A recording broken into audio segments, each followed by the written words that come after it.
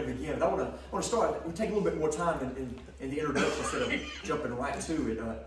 Brian told me earlier in the week that this would be the longest of the time periods. So this is let me take just a moment to tell you how thankful we are to be here with you.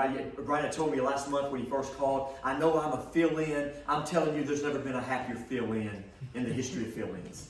Thank you so much for the opportunity to be here with you. We love this church, and it's so good to have the relationships that we have had with you. We're looking forward to renewing them and strengthening them.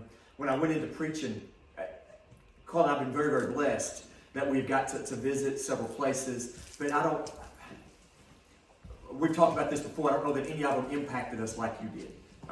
That first time we came here, it's like we just always were here. It's just, you took us in and you made us part of you, and we thank you for that, and we think about you a lot. Betty Hartzell is in Coleman, and you'll be surprised how often we talk about you. You're in our life, and so thank you for letting us be here. Today, in the 3 lessons today, as well as Wednesday night, Lord willing, I'm primarily focusing on Christians. The next couple of nights on Monday and Tuesday will be more designed for any, because there'll be visitors, but primarily when it's us, when it's the home folk, I'm hoping to do some lessons that would strengthen, some lessons that hopefully will help, because of course we all need to be strengthened. We all need to be edified. We all need to be built up. And I want to hopefully do some lessons specifically for us. I don't know the family. I was told of the family that lost a child, young child, and so here's the funeral, and here's the parents, and they're standing by that coffin, and they're greeting who knows how many people. And after it was over, a friend of mine, again, I didn't know the family. I know the one who I'm telling the story of. A friend of mine went up to the dad. He says, well, I got to tell you, I don't know how you had the strength to do what you did. I don't know how you endured what you did and stood there that long. And the dad said, well, we talked about that before the funeral. And I got my wife, I got the other children. I said, we're going to have to buckle down today. We're going to have to buckle down. That was his phrase. So we wanted to show the kind of hope that we have in case somebody else is looking for it. What a demonstration of faith. What marvelous devotion in not a hard time, maybe the hardest of times. And, that's when we have to have strong faith. You don't have to have strong faith when it's a bowl of cherries. It's when life's kicking us in the mouth. That's when, if we don't have a strong faith, that's when it shows. We've all had storms in our life that we've had to ride out. Some of them were deserved, some of them undeserved, but it's immaterial. In the middle of that storm, it can get lonely. And in the middle of those storms, it can get discouraging. I saw an article. The idea for this lesson came, I guess it would have been November, 5 months ago, whatever that would have been. Saw an article. I read a lot. I don't always read the articles, but I'm always glancing. And sometimes the heading, just the title, can give you an idea of what. You don't have to read the whole article. The title is enough. But here's an article title that got my attention. November, and it said, what was the phrase? How to have Thanksgiving when you're not really thankful. Think about that. How do you do Thanksgiving when you're not thankful? I thought about that title. And within 30 seconds, what I was thinking was, how do you worship when you don't really feel like worshiping? I don't know if you've ever had a Thanksgiving when you weren't thankful or not. If you're an adult in this room, I know you tried to worship when that was the last thing on your mind. Things happening from every direction. How do we worship when we don't feel like worshiping? How do we worship when we are hurting? How do we worship when nothing is like we want it to be? First of all, has anybody ever been here? Well, if you have, let me just tell you, you are in good company. Some of the strongest people we read about in the scriptures had to worship in trying times. They had to worship when hurt surrounded them. You ever heard of Abraham? That's why we were in Romans chapter 4. Let's talk about him for just a moment. Abraham and the uncertainty of his life. But I want you to start with me in Romans chapter 4 before we remind ourselves of some of Abraham's events. But speaking of Gentile Christians, here's what Paul told the church in Rome. Verse 12. The father of circumcision, we're picking up in the middle of the context, but we can get what we need to get from it. The father of circumcision, the father of the Jewish nation, Abraham, to them who are not of the circumcision only. Because now at this point, Gentiles are welcomed into the church. We know that from Acts chapter 10 when Cornelius and so on. Acts chapter 9 and 10, remember? The father of circumcision, to them who are not circumcised only, but also walk in the steps of the faith of Abraham. By the time of the letter to the Romans, there had been a decade or so where Gentile Christians are now accepted to God. And he says they weren't circumcised under the law of Moses, but they walk like Abraham. Now here's the question. If this was a Bible study and we were just studying Romans chapter 4, what does that phrase mean? They walk in the steps of Abraham's faith. Do you walk in the steps of Abraham's faith? Well, that's a big I don't know if we don't know about Abraham's faith. You got to know something about Abraham's faith before you even know if you're walking in the steps of Abraham's faith, right? We got to know something about him before we can know if we're imitating him. So let's go remind ourselves. Turn to Genesis 12. We're talking about Abraham. We're talking about his faith. The kind of worship he practiced. He had been under a different law. He was under the patriarchal law. He was the patriarch, by the way. But let's just look back at a couple of verses here, a couple of verses there. After the promises were made, we get introduced to him in chapter 12. The promises are made that the rest of the Bible is speaking of. But I want you to look with me in verse 6. This is after he's been told to leave father and mother, leave the Chaldees, and go to a place you've never seen. Verse 6. Abraham passed through the land to the place of Sychar, to the plain of Moreh, Canaanites, then in the land. The Lord appeared to Abram, and he said, unto your seed I will give this land. And there he built an altar to the Lord who appeared unto him. And removed from there unto a mountain on the east side of Bethel, and pitched his tent. And I had somebody tell me one time, I probably wouldn't have never seen it. I'm glad he helped me with it. Maybe you've never seen it. But in that text, he says, those are the two words that describe Abraham's life. Altars and tents. Think about what Abraham was. He was a sojourner. He was a pilgrim. He left home, came to a land he'd never seen, and never owned property. He lived here a while. He moved here a while. He moved there. He just pitched a tent. When his wife died, he finally had to buy some land. You remember why? To bury the body. By that point, he had been there, 60 years or so? Living in tents. Never owned property. And everywhere he put up a tent, for however long he was going to be there, he built an altar to worship. And so when the tent was packed up and he moved over here, altar was left behind. He left altars everywhere he went. Look in chapter 13. Look for these two words. Chapter 13. Look at verse 3.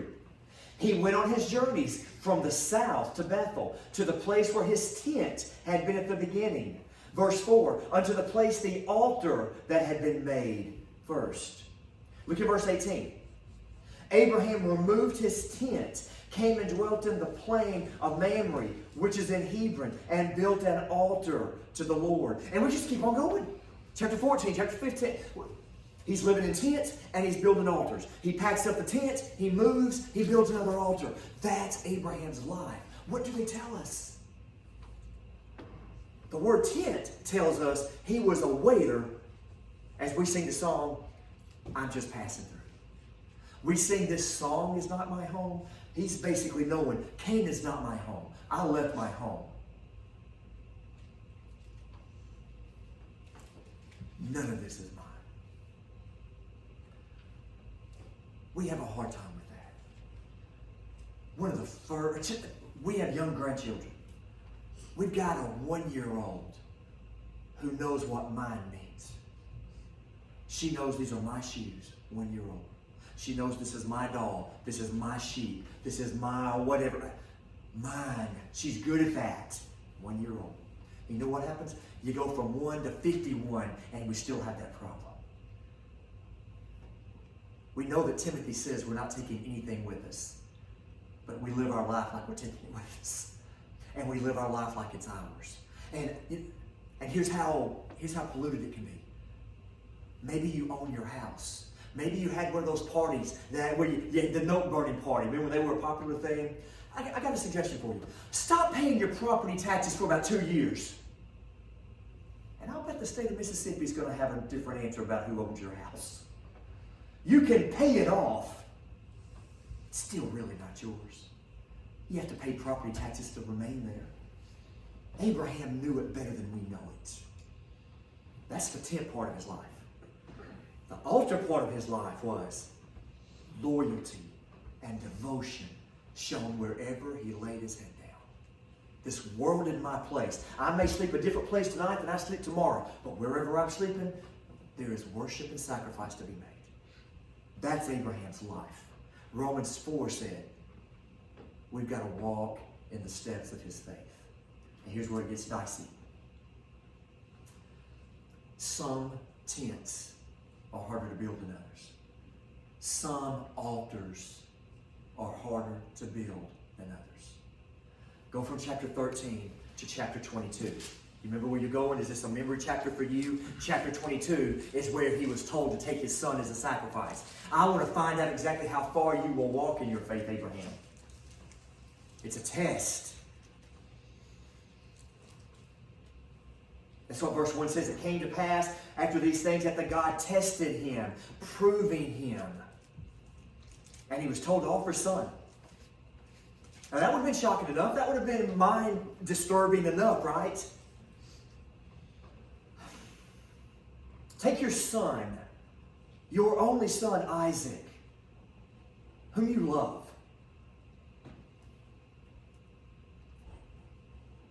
Look at verse 4. On the third day, Abraham gets up and it took him 3 days to get there. This wasn't one of those where, bam, instinct. This wasn't bam, knee-jerk reaction. Take your son and sacrifice him. And it took 3 days to get there. 3 days when tents would have been put up. You think those were easy? It was a whole lot easier to put that tent up in Bethel than there was to put these tents up when you know where you're taking your son. And I'm not the smartest guy around, but I'm telling you what, you give me 3 days, I can give you some pretty good reasons why I shouldn't offer up my son. 3 days is a lot of time to think. And don't you know that's all he was thinking about? Every step for 3 days. Nobody but him knows where they're going. Nobody but him knows what's going to happen when they get there. 3 days to think about it. 3 days of tent building. Then they get there. In verse 5, Abraham said to the young man, with his servant, you stay here. The lad and I will go and worship. Sometimes it's easier to worship than others. Sometimes it's easier to go to the altar than at others. And you remember what happened? They get there and an altar is made. And Isaac told him, I see the altar. Where's the sacrifice? He has no idea the sacrifice, just asked the question. And Abraham takes his son and lays him on hand up, knife ready to plunge. And in his mind, he had already done it. It was a done deal. This is what you want. This is what you get. I serve. Life is full of uncertainties. We probably had to put tents up we never imagined. We probably had moves we never saw coming. We probably had some moves that were thrust upon us. We had to respond to something we didn't want, we wouldn't have planned, but that became our life. And in the midst of all that, there are times when we have to go to the altar. Abraham has shown us it can be done. When life throws the curve, when life throws the hairpin turn, when life throws the last thing we want, we can still go to the altar, and Abraham's our example. We can walk in his faith. As a matter of fact, go back to Romans 4. Do you know what example that he used after that? We looked at Romans chapter 4. Gentiles walking in the steps of Abraham's faith. And then he begins to build on that. And you know what example he uses? The ones we just talked about. Romans chapter 4. Look at verse 18. Against hope. He believed in hope that he might become the father of many nations according to that which was spoken. Verse 19. Being not weak in faith. He considered not his own body dead when he was 100 years old, neither the deadness of Sarah's womb. He staggered not at the promise of God through unbelief, but was strong in faith, giving glory to God. The very example that shows the faith Abraham had that we are to walk by was the very example we just talked about, Isaac and Sarah. Abraham couldn't have a child when he was young. Sarah couldn't have a child when she was young. Now his body is old. Sarah's is closed up. Her womb is closed. And he's, I don't know how this will happen, but if God says it'll happen, it'll happen. That's described as faith that's not weak. You know what he had to do? He had to buckle down. Whomever that man was who made the statement that day, we had to buckle down. When life throws uncertainty at us, the only way we're going to worship in those trying times is going to take a buckling down. That man was exactly right. Life has uncertainties. And sometimes those uncertainties boil right on into a Lord's Day morning. Maybe your life is full of uncertainties right now. It's still possible to worship acceptably. We worship differently than Abraham did. We're before a different altar than Abraham was before. But we can do it. Let's go from Abraham to David. Turn to 2 Samuel chapter 12. Abraham's the father of the faithful. David, the greatest king of physical Israel. Faithful man, made a horrible mistake in weakness, then compounded that horrible mistake by trying to hide it and cover it up to the point of murder. And then he thinks he does have it covered up. You remember the event with Bathsheba? You remember the child that was born? You remember the killing of Uriah? And it's all in the rearview mirror. Nobody knows. And then the prophet Nathan shows up one day and gives this long, drawn-out story about this man who had one lamb. And he loved that lamb. And it was basically like a pet. Or sat in his lap. We know what pets are. We've all had pets. They become part of the family. That's the story he's given. And then he says, David, you're not going to believe what happened. This man who had so many sheep he probably couldn't count on. He's going to throw a big party. And instead of taking one of his 1,000, he comes to get this guy's one and he offers it up. And David is beside himself. You remember what David was before he became king? You remember what David was before he became general of the army? He was a shepherd. Chances are, maybe when he was a young boy, he had his favorite. Maybe of all the sheep, maybe there was one he loved above the rest. Because when he heard that story, he flew a fuse. that man will pay. And then Nathan says, you're the man I'm talking about. You could have any woman you wanted. As a matter of fact, you already had plurality of women. And you took Uriah's one. And David doesn't hide. David doesn't evade. He doesn't excuse. Just falls on his knees and says, I have sinned. Complete repentance. Remorse.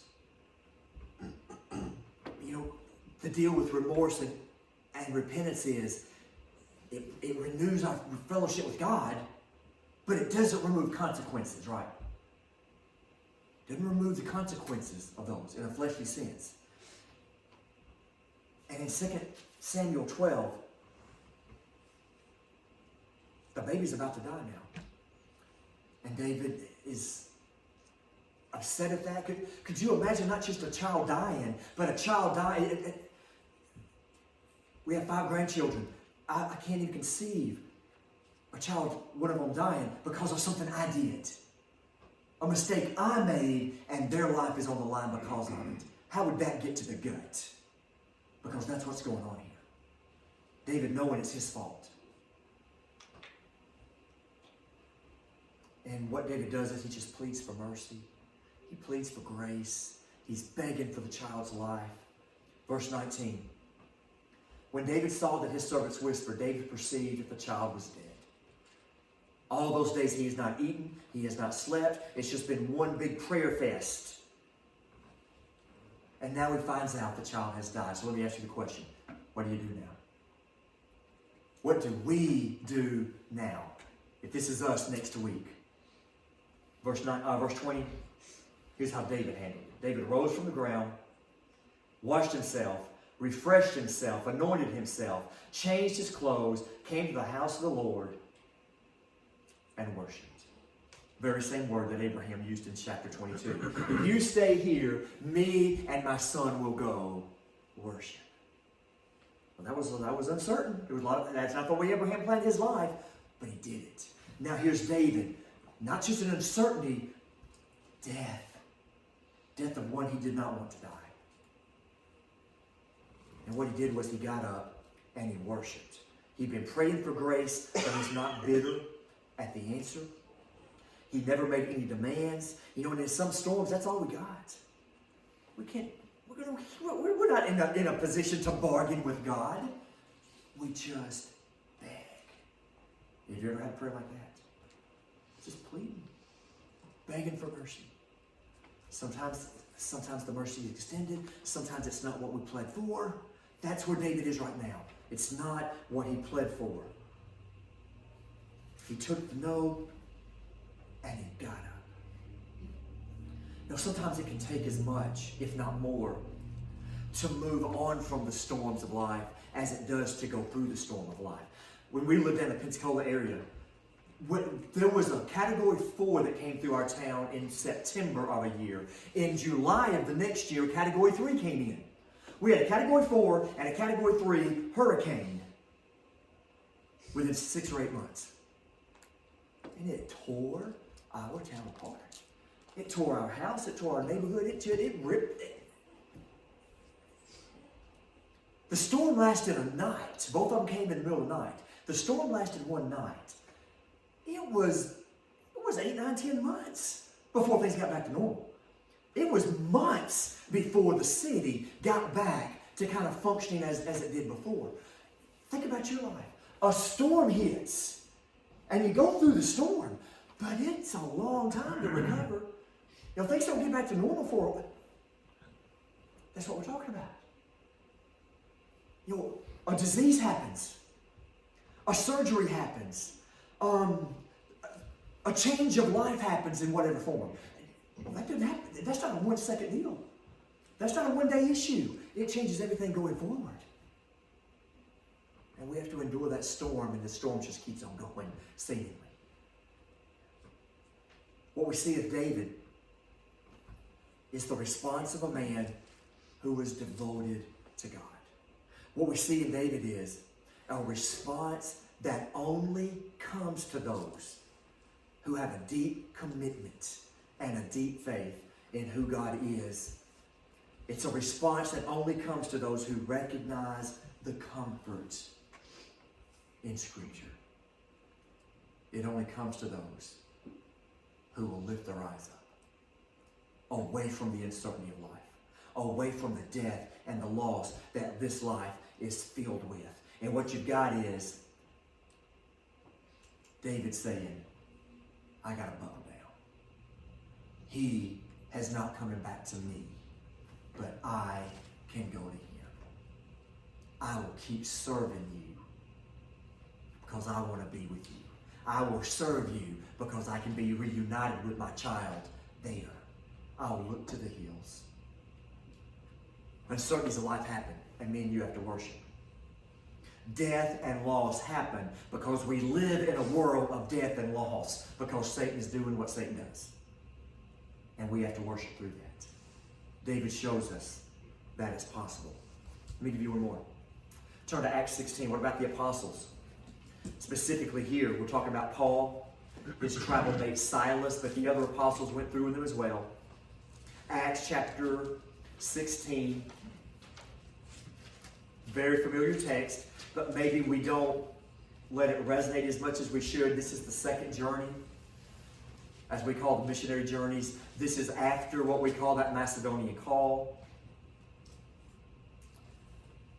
Paul is in Gentile land, and they're not very receptive, and they get beat. They get beat to a pulp. You remember sometimes it would talk about the Jewish beating, 40 stripes save one. Because in a Jewish beating, there was a limit. And you may be familiar with the history of it. The reason they would stop at 39 is just to make sure they didn't violate the law. Because if they violated the law, they themselves got killed. So they would stop one short just to make sure, just to be safe. Safer than sorry, we say. The Gentiles had no such law. They just beat you. And if I'm a soldier and I'm tired and my arm has gotten tired from beating you, I just hand the reins to my partner and he joins in the fun. This is a beating. Verse 22. The multitude rose up together against them. The magistrates tore off their clothes and commanded to beat them. And again, they would have beat them until they just got tired, until they were just finished. When they laid many stripes on them, not 40 save one, we don't even know how many it could have been. Because there was no count that was made. When they laid many stripes on them, they cast them into prison, and they charged the jailer to keep them safely. And they received such to the charge. They threw them in the inner prison and made their feet fastened in the stocks. And we read right on through that. We have read through that how many times? How many times have you studied Acts? How many times have we read through that? And how many times have we imagined it was us? Because what we tend to do is we've watched a lot of movies and we see these things play out. That's not real. And maybe we forget the reality of this. Just imagine for a second, this is you. Beaten. However long that took and however many stripes it was. They just lay you open. Then they take you and they throw you in jail, that inner jail. Have you ever read about that? Think of a dungeon. The inner jail. That doesn't mean the room somewhere in the middle of the house that you go to with the closet if a hurricane's coming. No, it's talking inner. It's in the ground. It's in a basement, a dungeon type setting. And then it talks about feet fastened with stocks. That's talking about hands and feet together. So you'd be on the ground, and by the way, your back's not feeling all that good. It's laid open. And now your feet and your ankles basically shackled together. And there you are. That's the hurt that you're going through. Now, that jailer in Philippi, how many prisoners you think he's seen in his career? That jailer in Philippi, how many beaten men do you think he has experienced in his career? That's what he does. It's his livelihood. Another day at the job. And he has heard it all. He has seen it all. Their prisons probably might not be much different from ours. You're familiar with the joke. There's no guilty people in prison. Prejudiced judge. Ignorant jury. Lying witnesses. I shouldn't be here. Our prisons are full of people who deny their guilt. The Philippian jailer has probably heard that stuff before too. He has heard the moaning. He has heard the groaning. He has heard the complaints. And had Paul and Silas moaned and groaned and complained. Another day at the job. Another day at the office. Shut up. I've heard it before.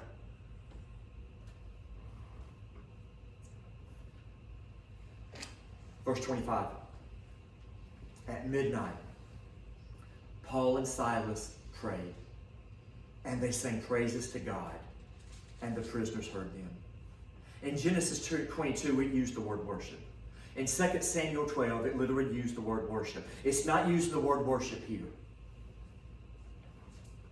But to the best of their ability, that's what they are doing. In a position that they are in, praising God in songs, lifting their voice in praise. Midnight, it would have been pitch black. They are hurting from a horrible day, horrible event. And the jailer's hearing something he's never heard before. Heard a lot of groans. He hears groans every day. He hears moaning and complaints every day. What he's never heard was praise to Jehovah. This is Gentile world. Probably never heard of Jehovah. Doesn't know anything about it. But he has witnessed something. He has seen something. There has been some hope shown to him he's never experienced before, and he wants a piece of it. Remember that for later on. What you got, guys, you got two guys in the heart of the earth, in the inner prison, looking to the hills. And he wants to know, who are you looking for? Who are you looking at? You remember Psalm 121? The one who creates heaven and earth. The one who does not sleep. The one who day or night is aware. Let me tell you something about him. In verse 30, he besought them out and said, Sirs, what must I do to be saved? They had an impact. Because of this disappointment and hurt that came into their life and the way they responded to that, what an impact they had. Changed a family that night. Changed eternal destiny of him and his household that night. And the point for me and you is, when the uncertainties of life happen, and when death and loss happens, and when the disappointment and hurts happen, you never know when that may be the best time for us to be an example for somebody else. We may never have a greater opportunity to influence somebody than when these things are happening. Because they're an unbeliever. The Philippian jailers in our life who have a job and they do their job and they do it well, but God's not really a part of their life, and they see you and they know who you are and they know where you worship. If they've known you very long, they better know where you worship. I would ask you, why don't they? And if they know where you worship, they think they know something about you. Whether it be real or imagined, they think they know something about you.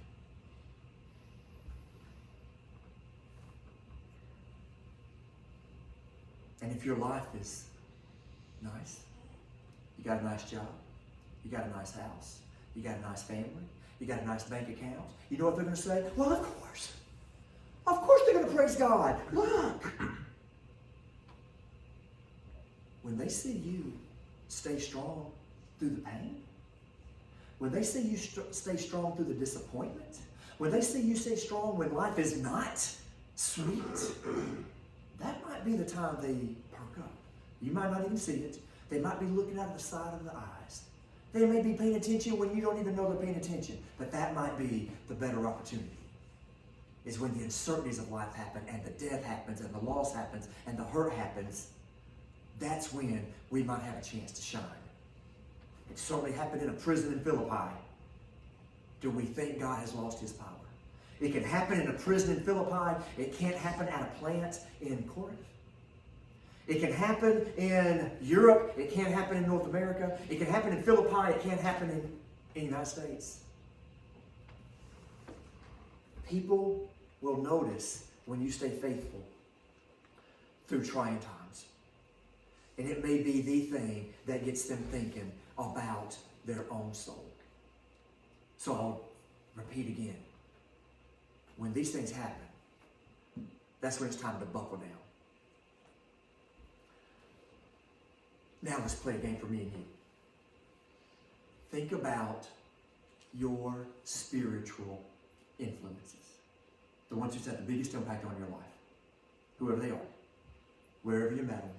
However they came into your life. Think about your Hebrews 11. We talk about those heroes of faith.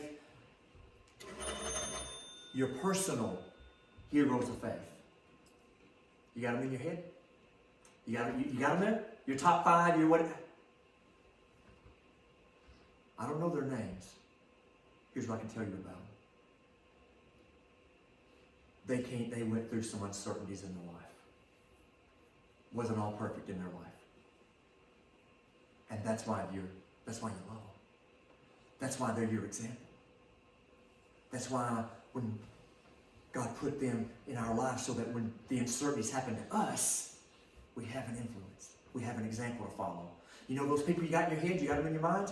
They suffered some loss. They went to funerals they didn't want to go to. And that's why they're your hero. You know those people you got in your mind, you know who they are? They are people who have hurt. They are people who have had disappointments in life, and that's why you love them. That's why they are who you want to imitate. That's why they're your example. You got them in your mind. Here's what me and you can do. We can be that kind of person for somebody else. Because these things are in our life. Whether we respond to them well or not is immaterial. They're in our life. They're going to be in our life whether we don't handle them well or whether we do handle them well. If we do handle them well, people will see. Just like you've got this mind right, just like you've got this Rolodex in your mind of people who have gone through this and you appreciate them for it and you want to copy them, you want to be like them. You can be that person for somebody else. I can be that person for somebody else. So may the number grow of those who worship and worship well, serve and serve well, when life isn't easy, when life is causing us pain and hurt, yet we still worship, we still serve. Me and you can be that person. This is a lesson for us all. So, with Psalm 121, when the uncertainties of life happen, what do? We lift up the flash drive. Action. We lift up our eyes. What do we do when the death and loss hurts?